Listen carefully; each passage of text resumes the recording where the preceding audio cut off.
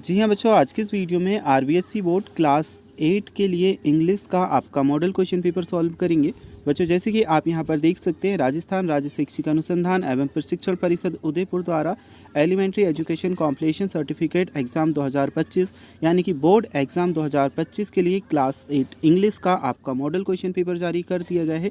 इस वीडियो में हम इस सैम्पल पेपर का कंप्लीट सॉल्यूशन देखेंगे, जिससे बच्चों आपको आइडिया हो जाएगी किस प्रकार के प्रश्न आपके बोर्ड एग्जाम में आपसे पूछे जाते हैं। तो बच्चों अगर आप भी क्लास 8 के स्टूडेंट हो, इंग्लिश के एग्ज़ाम की तैयारी कर रहे हो, तो अपने एग्ज़ाम से पहले एक बार इस सैम्पल पेपर को ज़रूर से सॉल्व कीजिएगा। इससे बच्चों आपको मेन एग्ज़ाम में कैसे क्वेश्चंस के आंसर्स करने हैं और किस प्रकार के प्रश्न आपसे एग्ज़ाम में पूछे जाएंगे, पूरा आइडिया आपको इससे हो जाएगा। साथ ही साथ में आपके एग्ज़ाम के लिए इंपॉर्टेंट क्वेश्चंस भी आपको यहाँ से मिल जाएंगे। तो बच्चों जो मॉडल पेपर आपको दिया गया है, इसी टाइप के इतने मार्क्स की, इस सैम्पल पेपर में जितने मार्क्स की जो क्वेश्चन दिए गए हैं, मेन एग्जाम में भी आपको उसी प्रकार से पूछा जाएगा। ठीक है, तो इसी के बेस पे आपका मेन एग्जाम का क्वेश्चन पेपर तैयार होगा। प्रश्न अलग होंगे लेकिन पूरा जो आपका प्रोफार्मा है सेम ही रहेगा। तो मैक्सिमम मार्क्स आपका रहने वाला है 80 और जो ड्यूरेशन आपको दी जाएगी 2 घंटे 30 मिनट का टाइमिंग आपको दिया जाएगा। बच्चों सबसे पहले पार्ट 1 आपका आ जाएगा, ऑब्जेक्टिव टाइप के क्वेश्चंस आपको दिए जाएंगे। तो ये सैम्पल पेपर है, पार्ट 1 ऑब्जेक्टिव टाइप के जो क्वेश्चंस हमें दिए गए हैं, इन्हें हम सॉल्व करना स्टार्ट करते हैं। तो पहले नंबर के प्रश्न में बच्चों हमें दिया है choose the correct option from the given options, यानी कि जो ऑप्शंस हमें दिए गए हैं इसमें से एक सही उत्तर लिख करके आंसर्स हमें करने हैं। पहले नंबर का प्रश्न अगर हम देखें तो इसमें हमसे पूछा है inside the box there was test in lop. अब बच्चों इसमें ABCD 4 ऑप्शंस हमें दिए हैं। इसमें जो हमारा ऑप्शन है सी वाला ऑप्शन AN, ये हमारा सही उत्तर है। तो ये जो बच्चों हमें बॉक्स दे रखा है, यहाँ पर हम सी लिख देंगे। ठीक है बच्चों, तो पहले नंबर के क्वेश्चन के लिए आपका ऑप्शन सी सही आंसर है। नेक्स्ट हम देखते हैं सेकंड नंबर के क्वेश्चन में बच्चों हमसे पूछा है which of the following is not related to the word kingdom. इसमें से कौन सा शब्द किंगडम शब्द से रिलेटेड नहीं है। ऑप्शंस में हमें प्रिंस, किंग, मिनिस्टर और क्रॉप दिया है। बच्चों प्रिंस का मतलब भी राजा होता है, किंग का मतलब भी राजा होता है, मिनिस्टर का मतलब भी राजा होता है, और किंगडम जो शब्द है इसका मतलब भी राजा होता है। लेकिन क्रॉप का मतलब होता है फसल, यानी कि ये जो शब्द है क्या है, अलग है। बी जो आपका डी ऑप्शन है अलग है, तो बच्चों आंसर भी आपका डी ऑप्शन ही आएगा। नेक्स्ट हम देखेंगे बच्चों तीसरे नंबर के प्रश्न में आपको दिया है which of the following underline letters has a different sound. अब बच्चों इसमें हमें 4 ऑप्शंस दिए गए हैं। पहला ऑप्शन हम देखते हैं बार, दूसरा दिया है कार, तीसरा दिया है फार और ऑप्शन डी दिया है बार। अब बच्चों WAR इसे हम पढ़ते हैं बोर पढ़ते हैं। ठीक है, तो इसका जो साउंड आ रहा है वे क्या आ रहा है, अलग आ रहा है। देखिए ये तो होंगे कार फार बार, लेकिन बोर क्या साउंड अलग आ रहा है। तो डिफरेंट साउंड इसमें किसका है, ए वाले ऑप्शन का है, यानी कि हमारा जो ऑप्शन ए है ये हमारा सही उत्तर आएगा। देखिए इस प्रश्न में हमसे पूछा था विच of the following underline letters has a different sound. इनमें से कौन सा ऐसा शब्द है जिसका उच्चारण करने पर साउंड अलग आएगा। तो ए वाला ऑप्शन हमारा सही है, बोर। नेक्स्ट हम देखते हैं बच्चों सेकंड नंबर का क्वेश्चन हमारा आ जाता I was days on the stone paved road. इसमें बच्चों ABCD 4 ऑप्शंस दिए हैं। पहले ऑप्शन में हेड वॉक दिया है, बी वाले में वॉकिंग, सी वाले में हैव बीन वॉकिंग, डी वाले में वॉक्स। तो इसमें जो हमारा करेक्ट आंसर आएगा बी वाला ऑप्शन वॉकिंग करेक्ट आंसर है। नेक्स्ट हम देखते हैं बच्चों पाँचवें नंबर के प्रश्न में हमें पूछा गया है the people live next door are good neighbours. ऑप्शंस में हमें दिया है हु, व्हाट, वेयर, व्हेन। अब बच्चों ABCD 4 ऑप्शंस में से हमारा ए वाला ऑप्शन हु सही है। The people who lived next door are good neighbours, यानी कि वह पीपल, वह व्यक्ति जो हमारे नेक्स्ट डोर यानी कि अगले दरवाजे पर रहते हैं, उनका जो व्यवहार है वह कैसा है, अच्छा है। यानी कि बच्चों ए वाला ऑप्शन आपका हु सही आंसर इसमें आएगा। नेक्स्ट हम देखते हैं छठे नंबर के प्रश्न में हमसे पूछा है Rahul jump days the swimming pool. अब बच्चों राहुल ने जंप लगाया है स्विमिंग पूल में। तो यहाँ पर ऑप्शंस में हमें दिया है इन, अपॉन, इनटू, ऑन। तो इनटू का मतलब होता है बच्चों अंदर, यानी कि राहुल ने स्विमिंग पूल के अंदर जंप लगाया। ठीक है, इसमें हमारा इनटू आ जाएगा, सी वाला ऑप्शन बच्चों सही उत्तर रहेगा। चलिए इसके बाद में देखते हैं क्वेश्चन नंबर 7 हमें दिया है you days not speak loudly in the hospital. अब बच्चों इसमें would, must, could, none of the above options दी हैं। तो you must not speak loudly in the hospital, यानी कि आपको हॉस्पिटल में क्या लाउडली तेज़ आवाज़ में नहीं बोलना चाहिए। ओके बच्चों, चलिए ये हमारे क्वेश्चंस कंप्लीट होते हैं। इसके बाद में पार्ट सेकंड हमारा आ जाता है। इसमें हमें वेरी शॉर्ट आंसर टाइप के क्वेश्चंस दिए हैं। क्वेश्चन नंबर 8 से लेकर के जो 11 तक है उनके आंसर्स हमें इसके आधार पर देना है। इसमें हमें दिया है complete the passage given below using the correct words from the brackets. ये जो करेक्ट वर्ड हमें दिए हैं इनका प्रयोग करके हमें फिल इन द ब्लैंक्स को कंप्लीट करना है। तो बच्चों सबसे पहले हम क्या करेंगे, Rani Laxmibai was a great freedom fighter. यहाँ पर हमारा आ जाएगा रानी लक्ष्मीबाई जो थी वह एक महान फ्रीडम फाइटर थी, स्वतंत्रता सेनानी थी। ऑफ इंडिया यानी कि भारत की। सी इज़ नोन एज झांसी की रानी, वह झांसी की रानी के नाम से जानी जाती थी। सी वाज मैरिड टू राजा गंगाधर राव, और उनका जो विवाह हुआ था वह किसके साथ हुआ था, गंगाधर राव के साथ हुआ था। Rani Laxmibai fought very bravely was British to save Jhansi, तो उन्होंने झांसी को ब्रिटिश से बचाने के लिए बहादुरी के साथ युद्ध लड़े। ठीक है बच्चों, तो फ्रीडम फाइटर, नॉन मैरिड और ब्रेवली, ये सभी वर्ड्स आपको इसमें लिखना है। चलिए क्वेश्चन नंबर 12 हम समझेंगे। क्वेश्चन नंबर 8 से लेकर के 11 तक कंप्लीट हो चुका है। बच्चों अगर इस क्वेश्चन में देखिए तो क्वेश्चन नंबर 12 में हमसे कहा है right the opposite gender of the following words. अब बच्चों जो हमें वर्ड्स दिए गए हैं यानी कि जो शब्द दिए गए हैं इनके अपोजिट जेंडर हमें बताने हैं। जेंटलमैन दिया है बच्चों, जेंटलमैन का मतलब होता है सभ्य व्यक्ति, तो इसमें आपका आ जाएगा लेडी। ठीक है, ये अपोजिट जेंडर होगा। हॉर्स का मतलब होता है घोड़ा, इसका अपोजिट जेंडर होगा घोड़ी। घोड़ी को इंग्लिश में कहते हैं मेयर, यानी कि सही उत्तर आपका होगा मेयर। अब बच्चों क्वेश्चन नंबर 13 देखते हैं। इसमें हमें दिया गया है right the missing letters in the following word. ये जो हमें शब्द दिया है इसमें कुछ शब्द मिसिंग है यानी कि हमें लिखने हैं। तो देखिए बच्चों यहाँ पर हमने लिखा LEOPARD, तो ये लियोपोर्ड हमारा बना। सेकंड में बच्चों CINEMA लिखेंगे, सिनेमा हमारा बनेगा। बच्चों अगर अभी तक आपने वीडियो को लाइक करके चैनल को सब्सक्राइब नहीं किया तो ज़रूर से कीजिएगा। चलिए क्वेश्चन नंबर 14 जो आपको दिया है इसे हम कंप्लीट करेंगे। क्वेश्चन नंबर 14 में हमें दिया है we should bear a helmet while driving vehicles so that we may avoid an accident. अब बच्चों ऑप्शंस में हमें सो दैट और व्हाइल दिया था, आंसर हमारा आ जाएगा बच्चों सो दैट, यानी कि हमें हमेशा ड्राइविंग करते टाइम, गाड़ी चलाते टाइम हेलमेट पहनना चाहिए व्हीकल पर यानी कि गाड़ी पर, जिससे क्या जो एक्सीडेंट हो तो उससे जो डैमेज हमें होगा उससे बचा जा सके। ठीक है, अब जो क्वेश्चन नंबर 15 हमें दिया है, यहाँ पर हमें दिया है fill in the blanks with the help of words given in the brackets. तो फिल इन द ब्लैंक्स हमें कंप्लीट करना है और कुछ वर्ड्स ऑलरेडी से हमें दिए हैं फिल इन द ब्लैंक्स को कंप्लीट करने के लिए। यहाँ पर जैसे कि आप देख सकते हो। अब ए वाला ऑप्शन अगर हम देखें तो इसमें हमें कहा गया है one should walk on the left side of the road, यानी कि हमें रोड की लेफ्ट साइड में चलना चाहिए। ठीक है, one should not drink while driving, और ड्राइविंग के टाइम पर हमें ड्रिंक नहीं करना चाहिए।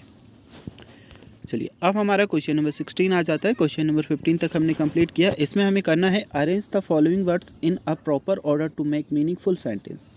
ये जो हमें शब्द दिए हैं इन्हें प्रॉपर ऑर्डर में हमें जमाना है और मीनिंगफुल सेंटेंसेस हमें बनाने हैं।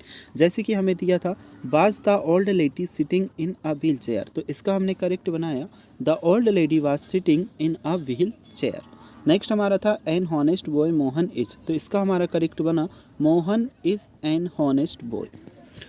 चलिए बच्चों क्वेश्चन नंबर 16 तक हमने कंप्लीट किया। ये हमारे क्वेश्चंस कंप्लीट हो चुके हैं। इसके बाद में अगर हम देखें तो नेक्स्ट क्वेश्चन हमें दिया है और इसमें हमें पार्ट सेकंड दिया गया है। इसमें भी हमें शॉर्ट आंसर टाइप की क्वेश्चंस देखने को मिलेंगे और क्वेश्चन नंबर 17 और 18 का आंसर हमें इस पैसेज को पढ़ करके देना है। Read the passage carefully and answer the questions given below. तो चलिए बच्चों पहले क्या करते हैं, पैसेज को समझ लेते हैं। ओके तो बच्चों कुछ इस प्रकार से आपको सबसे पहले पैसेज दिया है। चलिए डायरेक्टली पैसेज की क्वेश्चंस की और हम बढ़ेंगे और इनके आंसर्स देखेंगे। What does a man takes delight in. अब बच्चों इसका जो हमारा आंसर रहेगा a man takes delight in overcoming obstacles. देखिए इसका आंसर बच्चों अगर हम देखेंगे तो हमें इस पैसेज में भी इसका आंसर मिल जाएगा। यहाँ पर आपको आंसर दिया है man takes delight in overcoming obstacles. ठीक है, ऐसे ही पैसेज में से ही बच्चों आपके जो क्वेश्चंस हैं इनके आंसर्स आपको मिलने वाले हैं और यहाँ पर आंसर्स हमने लिख भी दिए हैं। नेक्स्ट हमारा क्वेश्चन है what does the narrator ask himself. जो नरेटर है वह क्या पूछना चाह रहा है, क्या बोलना चाह रहा है। ठीक है, तो the narrator ask himself by people climb mountains, ये हमारा आंसर आएगा। नेक्स्ट हमें दिया बच्चों सी वाला question which kind of believe does the narrator have. Which kind of believe does the narrator have. Narrator जो है उसे किस प्रकार का विश्वास है। The narrator believes that mountains are a means of communication with the god. Narrator मानता है कि जो माउंटेन्स है यानी कि पर्वत पठार जो हैं वह गॉड से कम्युनिकेशन करने के, भगवान से बातचीत करने का क्या है, एक आधार है। ठीक है, नेक्स्ट है बच्चों हमारा क्वेश्चन नंबर 18। इसमें हमें दिया है but according to the narrator a climb to a summit means. तो इसमें जो आंसर बनेगा वह है according to the narrator a climb to a summit means endurance, persistence and will power. ये क्वेश्चन नंबर 18 के लिए आंसर्स हैं। इसके बाद में है इसी का बी वाला question, what attract the narrator. Narrator को कौन अट्रैक्ट, कौन आकर्षित करता? आंसर हमारा होगा the narrator was attract by mountains. जो नरेटर है उससे माउंटेन्स यानी कि जो पर्वत है वह क्या करते हैं, आकर्षित करते हैं। अब इसी का सी वाला क्वेश्चन पूछा है identify the right and the opposite of the words given below from the passage. Difficult मतलब होता है कठिन, इसका हमें अपोजिट बताना है। तो डिफ़िकल्ट मतलब होता है कठिन, तो हम इसका अपोजिट लिखेंगे ईजी। ईजी का मतलब होता है सरल। ठीक है, इसी के जस्ट नीचे अगर हम देखें तो जस्ट नीचे जो हमें प्रश्न दिया है इसमें गिव दिया है। गिव मतलब होता है देना, तो टेक मतलब हमारा क्या हो जाएगा, लेना। तो हमने गिव का अपोजिट लिखा टेक। अब है हमारी क्वेश्चन नंबर 19 और 20 के आंसर इस पैसेज को पढ़ करके हमें देने हैं। इसमें दिया 13 ईयर ओल्ड मेघना was swept away along with her parents and 77 other peoples. She spend 2 days floating in sea. तो कुछ इस प्रकार से बच्चों यहाँ पर हमें पैसेज दिया। चलिए क्वेश्चन नंबर 19 में जो पैसेज हमें दिया इनके आंसर्स हम देखेंगे। How many people swept away with मेघना। मेघना के साथ में कितने पीपल, कितने व्यक्ति गए थे? तो आंसर में हम लिखेंगे मेघना was swept away along with her parents and 77 other peoples, यानी कि उसके माता पिता के साथ साथ में 77 अदर जो व्यक्ति थे वह भी उसके साथ में गए थे। अब इसके बाद में हम देखें तो बी वाले प्रश्न में हमसे पूछा है बाय वाज मेघना not saved by relief helicopters. इसके आंसर में हमारा आ जाएगा मेघना was not saved by relief helicopters because the helicopters did not see her despite her seeing them 11 times. चलिए बी वाले क्वेश्चन के बाद में सी वाला प्रश्न यहाँ पर है read the passage and write the plural of the following words. इनके प्लूरल हमें लिखने हैं। देखो बच्चों, जब भी प्लूरल लिखने का आए तो अधिकतर लास्ट में जो वर्ड होता है इसमें एस हमें लगाना होता है। जैसे कि हेलीकॉप्टर में हमने एस लगाया तो हेलीकॉप्टर्स बना, और यर में हमने एस लगाया तो यर्स बना। तो प्लूरल जब जब आपको बनाना हो अधिकतर टाइम क्या एस ही लास्ट में लगता है। नेक्स्ट है हमारा question number 20। Who was Almaz Javed and where did she study. यानी कि अल्माज जावेद जो था वह कौन था और वह कहाँ पर पढ़ाई करता था? तो हमने आंसर में लिखा Almaz Javed was 10 years old and studied at Carmel Convent in Port Blair. ठीक है, वह 10 years ओल्ड था यानी कि और स्टडी करता था कार्मेल कॉन्वेंट पोर्ट ब्लेयर में। व्हेन डिड द ट्रेमर्स कम। तो इसमें हम आंसर लिखेंगे the tremors come early in the morning. ठीक है, अब हमारा सी वाला क्वेश्चन आ जाता है। इसी में हमसे पूछा गया है read the passage and write the one word for the given sentence. ये जो हमें सेंटेंस दिए गए हैं इसके लिए हमें एक शब्द देना है। A person father and mother, है ना, वह व्यक्ति जो हमारे माताजी और पिताजी होते हैं उन्हें क्या कहते हैं? तो उन्हें हम कहते हैं पेरेंट्स। यहाँ पर हमने पेरेंट्स लिखा। अब हमारा नेक्स्ट क्वेश्चन दिया है क्वेश्चन नंबर 21 से 22 के आंसर्स हमें ऐसे पढ़ करके देने होंगे। इसमें भी हमें एक पैसेज दिया है, तो इस पैसेज को हमें केयरफुली रीड करना है, फिर क्वेश्चंस के आंसर्स देने हैं। One of the greatest mysterious of world life is travelling. इस प्रकार से बच्चों हमें दिया है। चलिए इसके जस्ट नीचे जो क्वेश्चंस हमें दिए हैं इनके आंसर्स हम देखेंगे। Boat do words do every year. जो पक्षी होते हैं वे हर साल क्या करते हैं? तो आंसर में हम यहाँ पर लिखेंगे every year words travel from the northern religion of Asia, Europe and America to the southern warmer during autumn and early winters. ठीक है बच्चों, तो वे क्या एक दूसरे देश में, है ना, एक दूसरे रिलीजन में, एशिया में, यूरोप में और अमेरिका में क्या घूमते रहते हैं मौसम के अनुसार। What is the greatest mystery of bird life. जो पक्षी होती हैं उनके जिंदगी की ग्रेटेस्ट मिस्ट्री क्या है? तो the greatest mystery of a world life is travelling, यानी कि वह ट्रैवल करते हैं, ये उनके जीवन की एक महान मिस्ट्री है। नेक्स्ट है हमारा सी वाला question when do the words make their return journey. तो इसके आंसर में हम लिखेंगे words make their return journey during spring and early summer. ये क्वेश्चन हमारे कंप्लीट होते हैं। क्वेश्चन नंबर 22 हमारा आ जाता है। इसमें हमें दिया है why can not they fly at their fastest at night. तो इसके आंसर में हम लिखेंगे birds can not fly at their fastest at night because bright light attract and confuse they. है ना, जो पक्षी होते हैं वो रात में बहुत मतलब ज़्यादा तेज़ी से क्यों नहीं दौड़ पाते हैं या क्यों नहीं चल पाते हैं। तो इसमें हमारा आंसर आ जाएगा birds can not fly their fastest at night because bright light attract and confuse them. जो चमकीली लाइट होती है वह उनको अट्रैक्ट करती है और कन्फ्यूज़ करती है, इसकी वजह से वह तेज़ नहीं उड़ पाते हैं। इसके बाद में दिया what difficulties do the birds face while travelling. जो पक्षी होते हैं वह ट्रैवलिंग यानी कि यात्रा करते समय किस किस प्रकार की मुसीबतों का सामना करते हैं। तो while travelling birds face many difficulties including sudden storms that drive them of course and bright light at night that confuse them. ठीक है, एक तो उन्हें जो रात की ब्राइट लाइट होती है, चमकीली लाइट होती है, वह परेशान करती है, और जो सडन स्टॉर्म्स वगैरह होते हैं उनसे उन्हें दिक्कत होती है। इसके बाद में पूछा है identify and write one words for the given sentences. इन सेंटेंस के लिए हमें वन वर्ड देने हैं। Doing something at the right time, तो इसे हम कहेंगे पंक्चुअल। ठीक है, very wet weather with a lot of rain strong wind etc, इसे हम लिखेंगे स्टॉर्मी। अब हमें इन सेंटेंसेस को रीअरेंज करना है। Rearrange the following sentence in correct sequence. ठीक है, तो ये एक स्टोरी टाइप से हमें दी है। अब इसे देखिए, यहाँ पर हमने करेक्ट करके लिख रखा है। सबसे पहले सी वाली लाइन हमारी आएगी डांडी मार्च स्टार्टेड ऑन मार्च 12, 1930। फिर हमारी ए वाली लाइन आएगी quite India movement started in 1942। India got independence in 1947। Jawaharlal Nehru become the first prime minister of India and the constitution of India came into effect in 1950।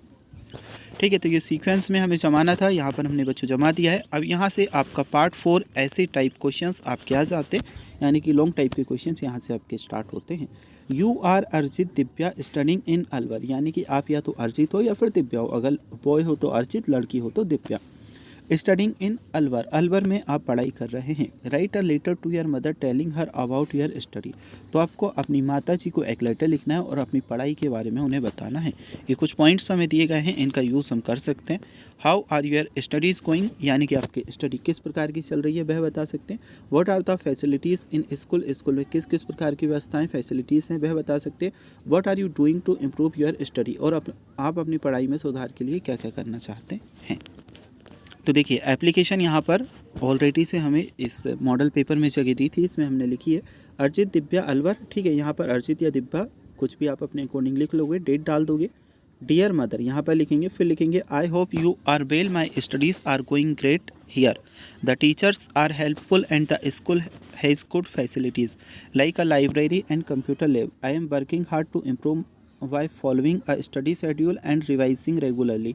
I miss you and will come home soon, take care, with love.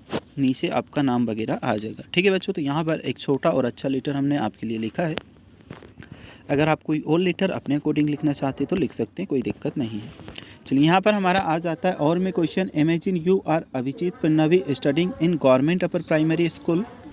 Okay, तो इसमें हमसे कहा गया है imagine you are Abhijeet. Imagine करो कि आप अभिजीत हो या फिर प्रणवी हो, studying in government upper primary school, और स्टडी कर रहे हो government upper primary school Jodhpur में। Your father has been transferred to Bikaner, आपके जो पिताजी हैं इनका ट्रांसफ़र यानी कि स्थानांतरण बीकानेर में हुआ है। Write an application to your headmaster requesting him to issue you a transfer certificate, तो आपको अपने हेडमास्टर से रिक्वेस्ट करनी है कि आपको ट्रांसफ़र सर्टिफिकेट दे दे।